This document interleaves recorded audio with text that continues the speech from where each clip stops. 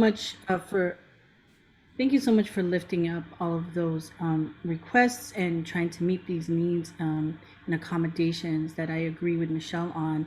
I think if the worry is that of safety, especially with hacks that come in. I've seen them.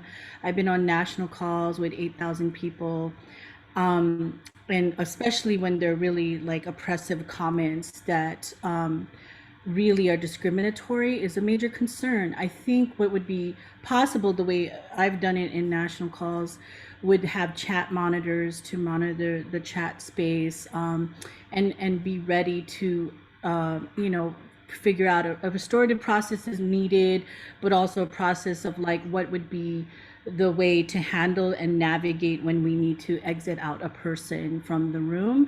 I think is figuring out that process is crucial to so that we can remain as equitable, as accommodating as possible, inclusive as possible. I think that I've seen those kind of hacks and things that have happened where one person, multiple comes in with just one account, but next thing you know, there's like 100 of that same person. I've seen things like that, and really harmful kind of comments and getting on calls. But I think if we figure out a process on these meetings, that we have an exit process on how to make that happen safer, I think that could really, the accessibility would outweigh all of that. So figuring out that process would be crucial, so that way we can make things more inclusive for everybody. Thank you. And Jessica also has her hand up, Andrew. Jessica. Hi. Yeah, I just want to weigh in. Michelle, I really appreciate that you, one of the things that you do is when you bring up an area of concern, you tend to show examples of different organizations, or in this case, county government or city government, who are doing things in a more accessible manner. I just, when the call got disconnected, I went through the same kind of experience just getting back onto our Zoom call as Michelle was describing, which is like not having a one-touch passcode that's the same, at least having a one-touch passcode or one-touch link. So sometimes there's the dial-in option where you press the phone number and it just takes you all the way through till you're in the meeting. And for our meeting, we have to type in 2 different sets of numbers, and I have gotten stuck on that in the past. So I would appreciate if we have the option to put some of this feedback back into our own meeting links, where we have that one touch option to get into the meeting. I do really appreciate the conversation about making board meetings more accessible, because it is a real issue. I participate in 2 other city council meetings regularly, and I've had to work with the clerk on accessibility issues consistently throughout these last couple of years I've been doing that. So this is a really important topic. Thank you. Thank you, Jessica. Michelle has her hand up again. I forgot. I totally do want to thank you, Andrew, because I normally always start with the positives and the progress. So I do apologize. This was an anomaly, but I'm so excited to see you at our meeting. I want to thank you for making that change, because that does make it a lot easier. I don't have to ask for people to put in 14 different, there was one meeting that I spoke on 14 different, what are they called? Agenda items.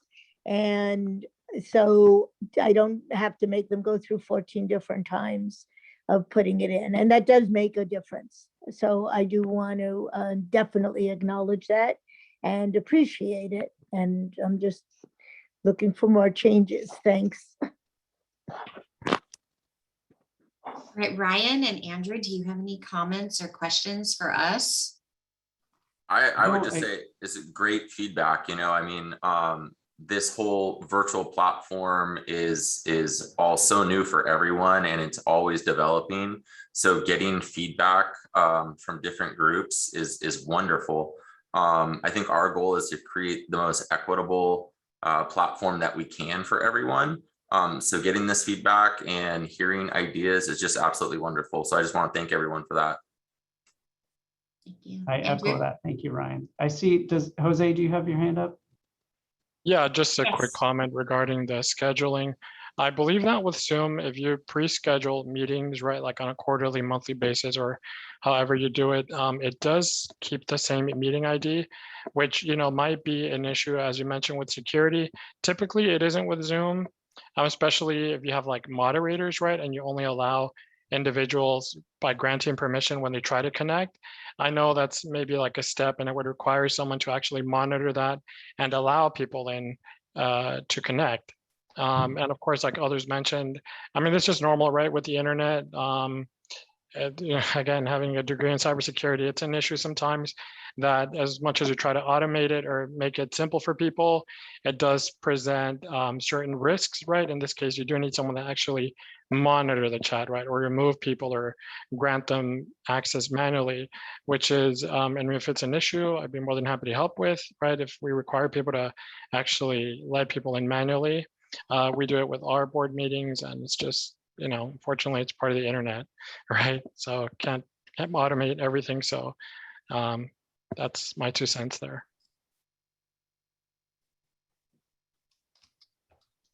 Well, thank you so much for all of this feedback. As Ryan said, this is really valuable, and appreciate all of your comments. All right, thank you. If that's it, then we're going to move on to our next agenda item. Katie, is there a way for you to take down Jessica and Michelle's hands? Because it won't allow me to shuffle around my screen images while the hands are up. Oh, it looks like Jose's is up also. No problem. I can do it. Thank you. All right, thank you. I appreciate that. I just have. All right, next on the agenda is, I was taking notes from Andrew and I flipped it over. All right. Next on the agenda, we have Michelle with AB 695 on elder and dependent adults update.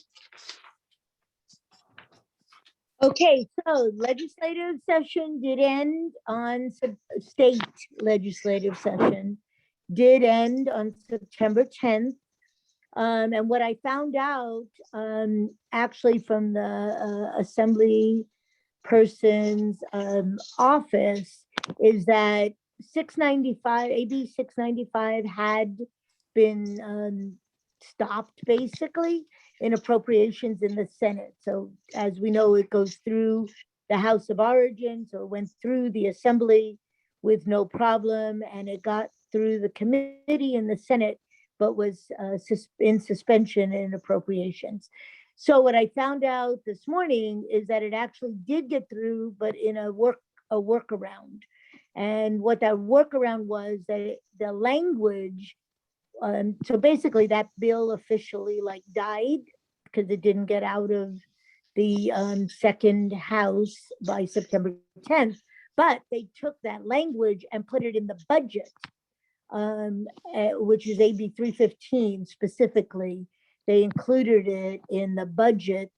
And so it did get passed, and I just didn't get an answer as to whether I'm 99% sure that the governor did sign it, because to my best of my knowledge, all the budget bills were the first ones that were signed, but I will absolutely confirm that. But that's what I know. It just went under, the language was just lifted out of it to bring it into the budget process itself. So to remind people, or for those people that are new and weren't necessarily following this bill, what it basically did is there was a pilot project that 20 counties, including San Diego, signed on to, but not all 58 counties. And it basically gave extra money and extra support focused on making sure that seniors and disabled people would not become houseless. So it's a great program that allows for support in other areas than is not necessarily what the normal thing is that the county or cities involve themselves in with trying to deal with the homeless issue.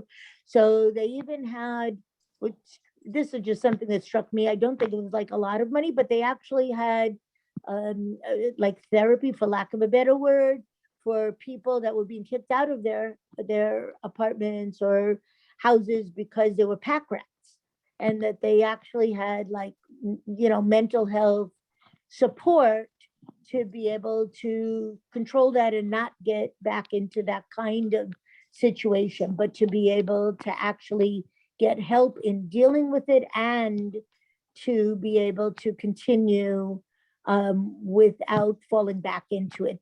That's just one tiny example that just kind of struck me as very unusual, but there's a whole lot of ways that they will support seniors and disabled, and you know, to since this is, I think, one of the most vulnerable groups. Obviously, children are as well. So that's where AB 695 is, and I will confirm that it was signed by the governor, but I'm pretty confident that it is. That was a very good and very accurate overview. And I just went on to the legislative bill tracking site, and it doesn't have the updates with the governor's signature on it as of yet, but it usually takes them a couple of days to get it updated. So you did a very good job explaining that, Michelle. Thank you. The next item on the agenda is, this actually goes into the next item, which is authorization of teleconference meeting option pursuant to government code section 54953E. And basically, to summarize this, when COVID hit, the legislature enacted a temporary order that would allow us to operate in violation of the Brown Act. And the Brown Act is legislation that requires public bodies to meet in full public view with special circumstances of which would never apply to this committee, where they can go into closed session. The Brown Act is very specific because it was written such a long time ago that telephone calls would only be allowed if the person who is teleconferencing were going to give their address of where the call had occurred. Now, obviously, for individuals like Michelle and our elected officials, when we're Zooming or calling in, that poses a significant security risk. And so with COVID, the legislature realized very quickly that this would pose a security and safety risk for people. And they enacted a temporary order that would allow us to bypass that. That order has expired. They have, and Todd, please jump in if I'm paraphrasing here, but trying to explain it in layman's terms. That order had expired and they reinitiated the order. However, they want us to agree on this every month, that the committee is in agreement that we will continue with teleconferencing and not meeting in person as a collective group until that order expires. Did I describe this accurately? You did. So what we're going to have to do is have a standing agenda item at the end of each meeting, although this is not the end of the meeting because I moved an agenda item. But typically, before we adjourn each meeting, we just need a vote on record that we've agreed to meet in the following month electronically as well. And it actually, thank you for describing that, Kay. And basically the agreement or the vote would be on a motion that to accept the resolution or to extend the resolution. And there's several whereases, et cetera, and then the resolves. And that would be, we'd need to do that as Kay mentioned, it would need to be done each 30 days 30 days after the last adoption. So it would be each at the end of each period, each meeting period. So Todd, what I'm going to do, What's the name of the resolution, Kay? this is, it's actually government code 54953E. And Well, I I can would tell like you to the original, move- yeah, I can tell you the original bill draft. Hold on. I don't need the bill draft. I just wanted to know how to word my motion. Okay. Yes, AB, so AB 361, I think, is I thought it was 691, 695. At any rate, she says she doesn't need it. So you're correct, Michelle, in that you're going to mention the code in the motion for approval for following a continuance of 30 days. So I would move that we vote on, what is the right word?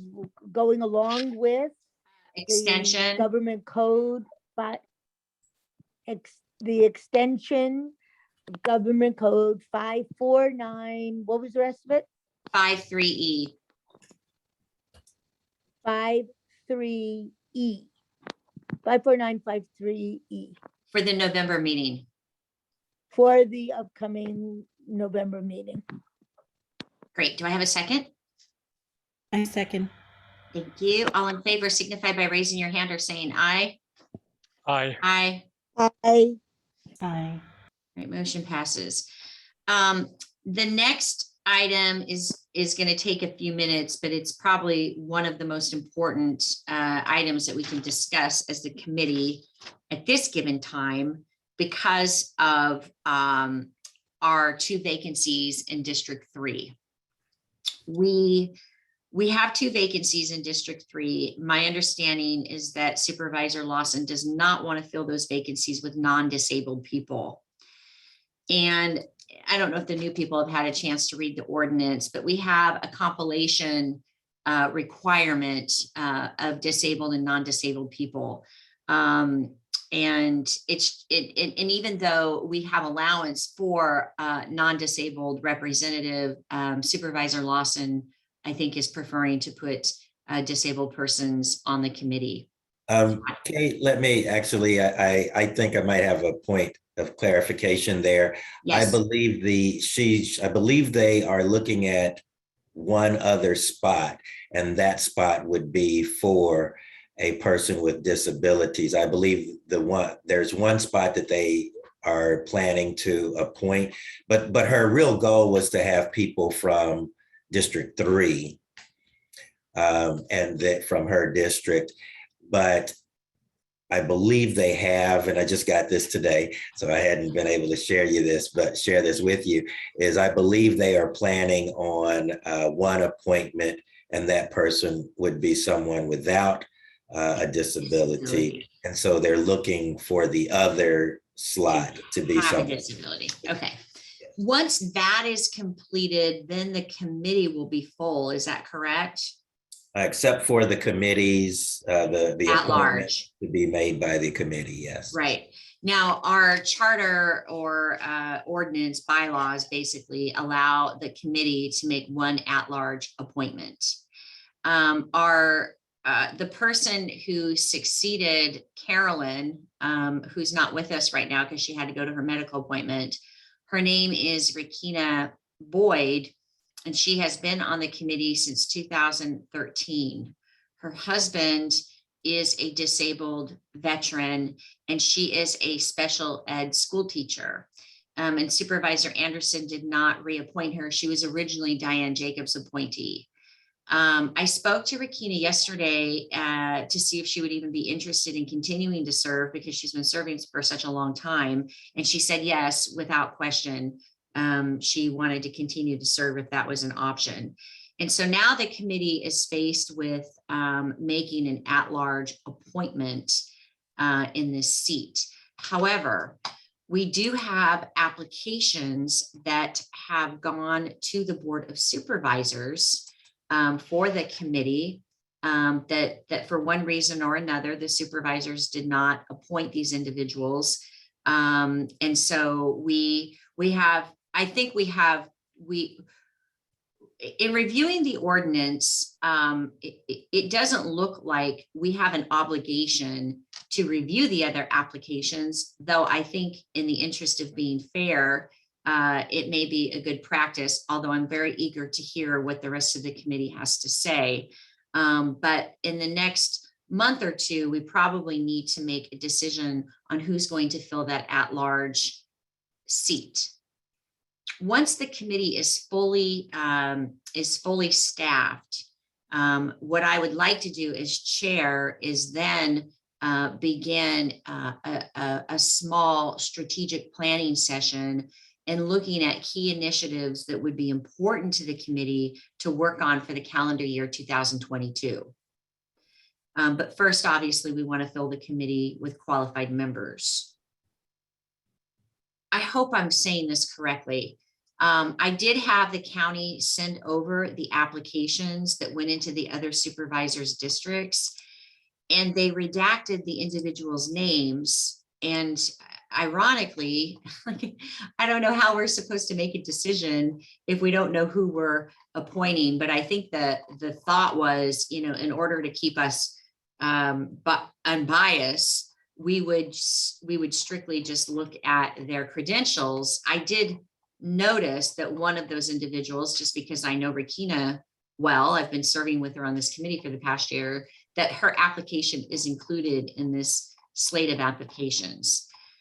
And so I guess, I want to talk about process. Does the committee want to review all of the applications and then come back with a consensus vote? Because I don't think it's going to be unanimous.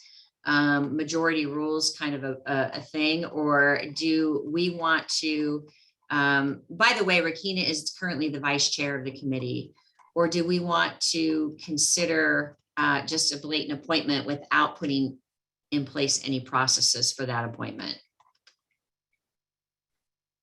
Okay, may I speak? Of course. So I want to just clarify something. So what Sure. happened with Tina was also that for at least although you have a date of when she technically started, she was never contacted by the county. And so she did not serve until very recently. Honestly, it was because Kay made this super extra effort and found her and Correct. found a way to reach her. And so it's only been like the last year and a half max. Yeah, I think Correct. it's a year. So that's, to me, that's super key. And yeah, even though she was appointed in 2013, she actually began her service about 18 months ago. Right. And so what I want to say about that is that since she has been on, she has not missed a meeting. So I am honestly prepared to move that we put her in that position.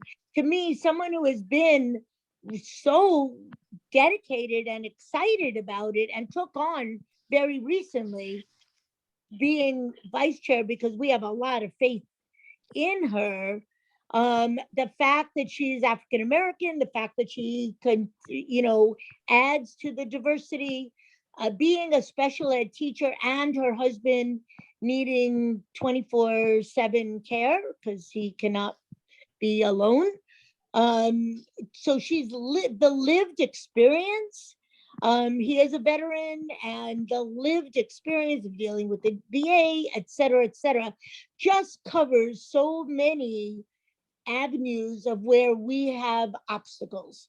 And I'm totally ready to move that we appoint Rekina to that position. That was something we had all talked about in the first place. And so I would like to do that if you are willing to take that motion right now, Kay. Well, thank you for that, Michelle. But what I'm going to do now is call on Sherry, Susie, and Jessica for input, because I want to hear their thoughts on the process itself.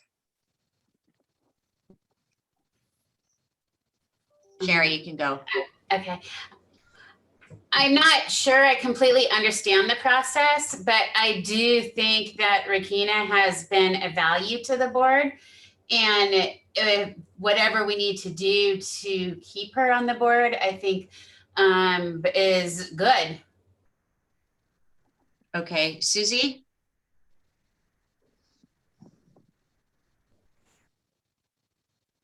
We'll skip to Jessica. Jessica? I you're agree. here? Okay. I agree, and I'm willing to second if you make a motion, I'm willing to second it. Let's Okay. proceed. And Jessica?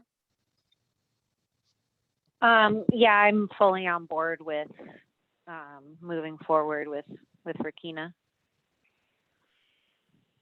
Okay, and so I just want to make sure that everyone that I'm covering our bases here.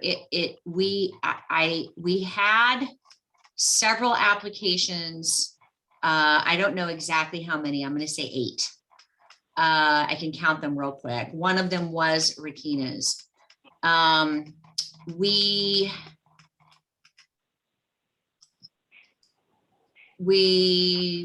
they're qualified. I reviewed all of them, and some of them are not as qualified. Some of them have never done any community service work at all, which makes me wonder why they applied. Sometimes people just want to be appointed to a committee, and if they applied for other committees with the county, I don't have access to the information.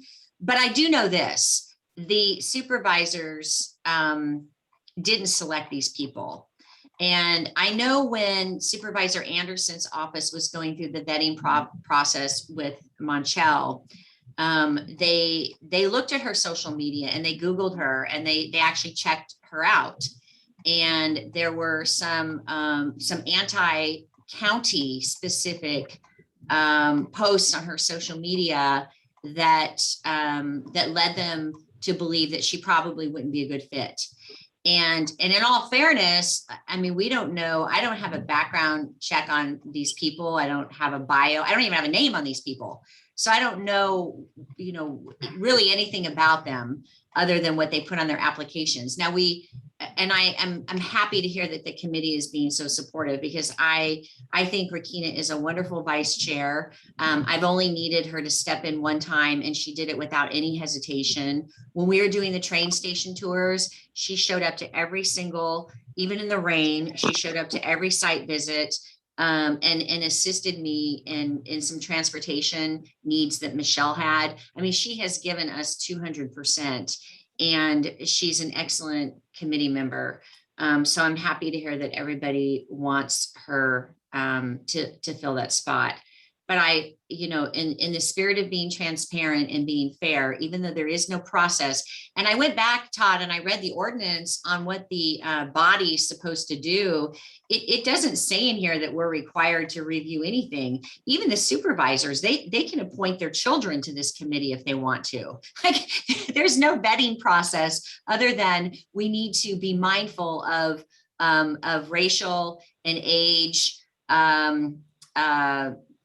inequities, and that we have to consider the prospective members' knowledge and awareness of people with disabilities. I mean, the language is so subjective, and that it basically is just, it's guidance. It doesn't even make the supervisors go through a vetting process. So I believe that we have the authority to go ahead and appoint her today if that's what the committee wants to do. And it sounds to me like that's what the committee wants to do.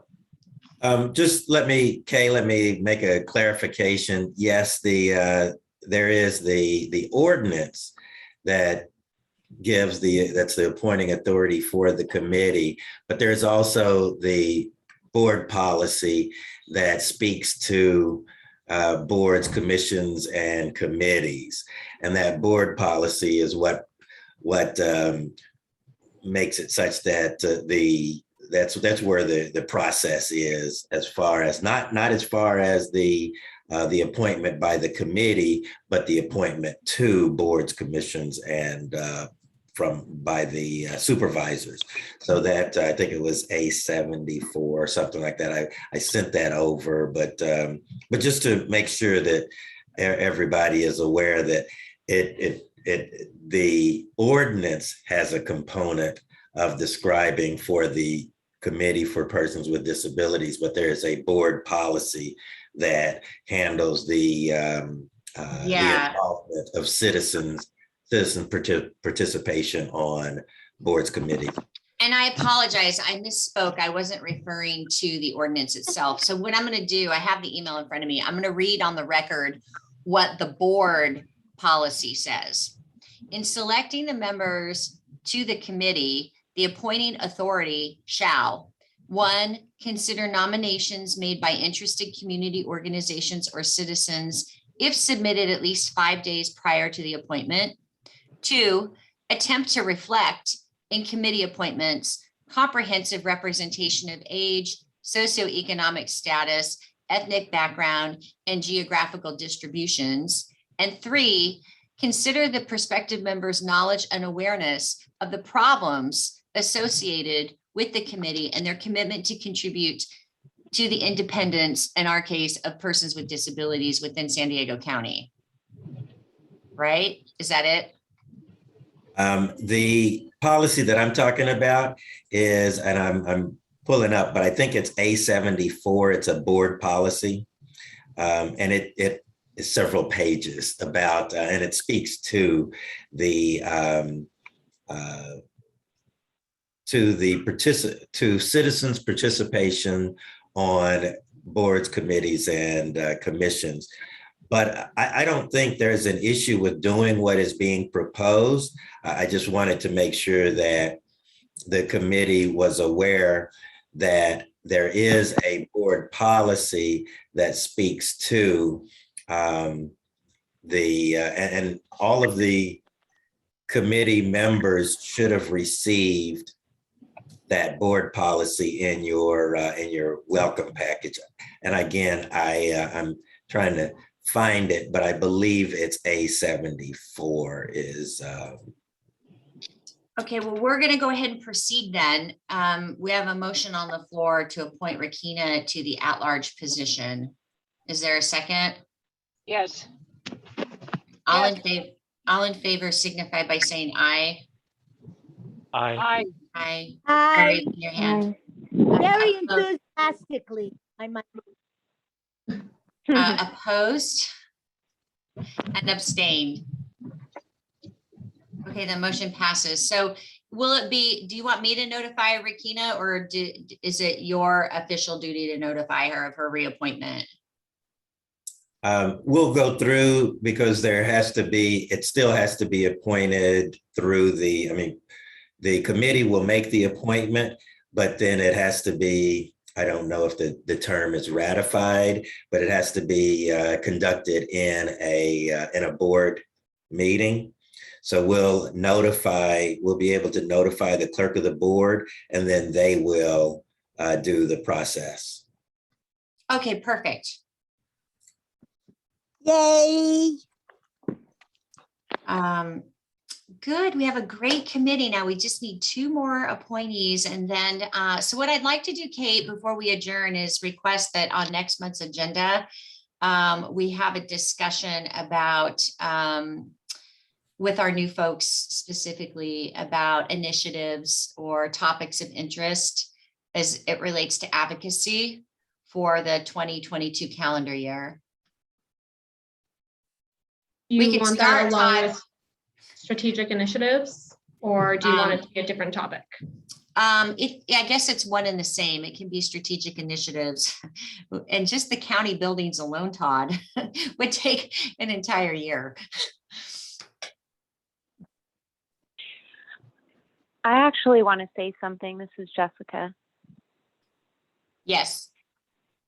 I feel like the 1 meeting a month is like the bare minimum for us to stay connected. And I am excited about a strategic plan. And I also wonder how we can have maybe some type of action items or, action committee or something where where we can stay connected, working on our goals. Because I just feel like time's passing so quickly, and there's so much I know we all want to do. So I'm wondering how we can do that. You mean like a subcommittee? I guess so. I mean, you guys know I'm super new to politics and to the language, but basically, like, I'm involved in some other groups, and even though we have one monthly meeting, we have things during the week where we can stay in touch or where we're working on things, and it makes me feel like connected. And whereas our meetings are spread so far apart that I just don't feel connected, and I don't feel like I'm able to build the momentum towards getting things done. Well, that is a good question, because I think the ordinance specifies that we meet monthly. Is that right, Todd? Can we meet more often if we want to? Actually, the ordinance states quarterly, and then the charter stated quarterly, and then I think the committee went to monthly back about the time I started at 2019, at the end of 2019. Right. It was actually before you, Todd, because I was part of asking for that. When I started, it was quarterly, and we were not getting anything. So I'm fine if we choose to do it more frequently, or maybe we want to see what we come out with the strategic stuff and decide what, a subcommittee based on that to work on specific items. Mm-hmm. Hang in there, Jessica, because I think that we're going to have some subcommittee work to do after the first of the year. Okay, that sounds great. Yeah, no, I'm not like feeling, I'm not feeling Disconnected. Yeah, I feel disconnected, but that doesn't keep me from being really excited or anything. It's not like I feel like I'm hanging in there. I really want us to do more. Recently, the Board of Supervisors hired a consultant to go out and find out what the barriers were to a lot of our different social services like Medi-Cal, housing, and food, EBT money. And so I've been part of some teams where I've been able to give a lot of feedback with that, but I realize like we as a group aren't giving feedback on that. And I think we would be a great group to be giving feedback. So that's just one area where I feel like we can give feedback, and I just want us to do more. That's all. Me too. I'm hoping, I'm hoping that in 2022, our efforts will be focused on county business. And really making a name for ourselves in the community. And I talked about this before, making sure that every single department within the county of San Diego knows who we are and that we are here for a resource. And in some cases will be a watchdog. And once we have a fully assembled committee, I think we can align ourselves to do more of that type of work. Yeah, that sounds really great. And I also remember we talked a handful of meetings back about having a very diverse group of disabilities. And I wonder if there's any disability groups that we're missing right now, and if we don't still have time to, try to make sure we have a really well-rounded group of disabilities. Well, the hearing impaired is probably the only area, and then intellectual with an intellectual disability. And I've actually been working on that. I sent an email out to my colleagues earlier this week, letting them know that there were appointments available in Lawson's district and asking for referrals for people that were high functioning but diagnosed with an IDD that would be good candidates. But ultimately, it will be Tara's decision. But we have a great committee. We have a wonderful committee. We have a hardworking committee. We have a very dedicated committee, and we can certainly. I think we can still get a lot done. We just have to be mindful. Like Michelle is consistently reminding people about the vision impairments. We just have to be mindful of the hearing impairments when we work on stuff. Yeah, one of the things that's been so interesting for me is that most of the recommendations for people with visual impairments are actually recommendations for people like me who have neurocognitive challenges, and I have fluctuating health. So there might be, a period of time where I'm able to really engage on the computer, and then there might be a time where the only thing I'm able to do is just pick up my phone and just press a phone number. But it's really similar challenges. When I can't use technology and I can't use my brain, it's like the whole world shuts down for me. And so I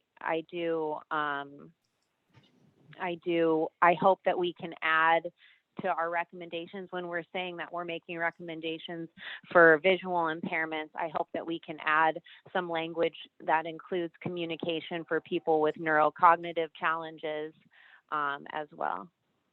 And I don't. That is an excellent point, Jessica. Yeah. Thank you.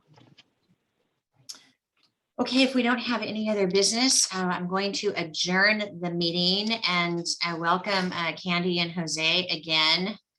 And we're looking forward to working with you. Thank you. I you. just wanted And to have bring a up good really week. quick. I didn't bring it up earlier at the beginning. I kind of did notice it was a thing, right? Everyone kind of mentioned their disability or whatnot. I've got spinal muscular atrophy myself. It's, for all intents and purposes, it's like muscular dystrophy, really. Just the way it affects my body is kind of different, but really just muscle loss in general. So that's for me. Not sure if it's really relevant, but I'm more in touch with muscular dystrophy and Cure SMA and organizations like that. So.